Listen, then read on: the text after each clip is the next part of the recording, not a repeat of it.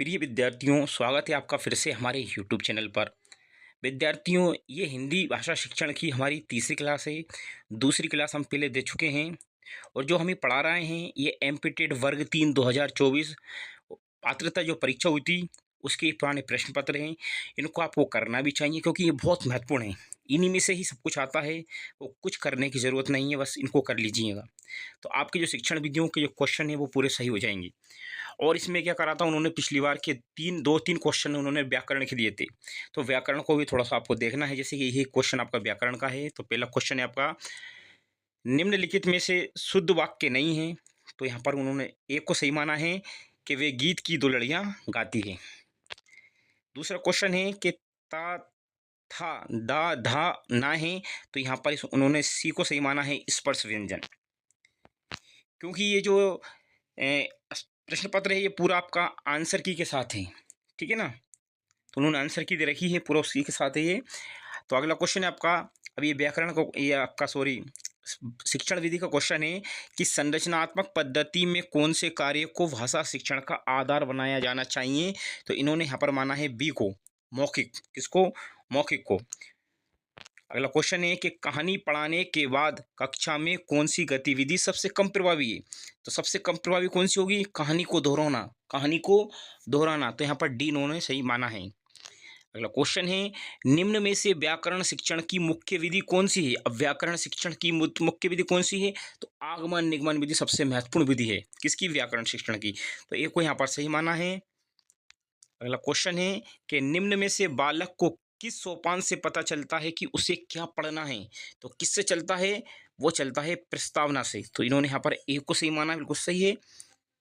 अगला क्वेश्चन है, निम्न में से वर्णमाला है। क्या है वर्णमाला? वर्णों का समूह। सी को इन्होंने सही माना है। अगला क्वेश्चन है, निम्न में से वाचन शिक्षण का क्या उद्देश्य है। तो इन्होंने यहाँ पर किसको सही माना है? डी को सही माना है। किसको सही माना है? डी को सही माना है। अगला क्वेश्चन है आपका, इनमें से क्या उपचारात्मक शिक्षण की एक समस्या नहीं। हमने कल भी कहा था कि उपचारात्मक निदानात्मक शिक्षण को अच्छे से पढ़ना है हमको। तो इन्होंने क्या कहा है कि इनमें से क्या उपचारात्मक शिक्षण की एक समस्या नहीं है।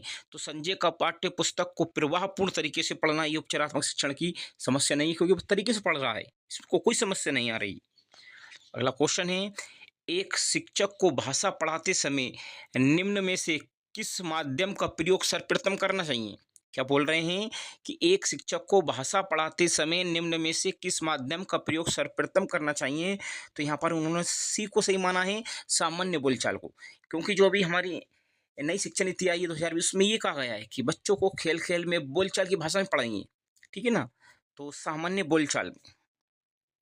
अगला क्वेश्चन है, निम्न में से कौन सा मूल्यांकन के त्रिकोण का भाग नहीं है। हमने पढ़ा है कि त्रिकोण कौन से हैं कि अधिगम अनुभव है, मूल्यांकन है, शैक्षिक उद्देश्य है, लेकिन शिक्षण अनुभव नहीं है। तो यहाँ पर उन्होंने सही माना है। निम्नलिखित में से क्या विकास से संबंधित नहीं है। तो इन्होंने यहाँ पर ए को सही माना है, आकार में परिवर्तन। अगला है, व्याकरण शिक्षण पाठ का प्रकार नहीं है। तो यहाँ पर उन्होंने डी को सही माना है, मौन पाठ। अगला है, किलपैट्रिक ने परियोजनाओं का वर्गीकरण निम्न भागों में नहीं किया। किलपैट्रिक ने परियोजनाओं का वर्गीकरण निम्न भागों में नहीं किया। किस में नहीं किया? क्रियान्वयन में नहीं किया है, ठीक है। डी को इन्होंने सही माना है। अगला है, सपना अपनी कक्षा के बच्चों को मौखिक अभिव्यक्ति के अवसर देने के लिए अनेक क्रियाकलाप करती है। यहाँ पर आज नहीं आएगा, आप आएगा। आप निम्नलिखित में से सबसे ज्यादा प्रभावी किसे मानते हैं। तो किसको मानते हैं? उन्होंने डी को सही माना है कि विभिन्न परिस्थितियों में संवाद अदायगी करना। तो यहाँ पर आपको पॉजिटिव और निगेटिव शब्दों का बड़ा खेल है यहाँ पर, ठीक है ना?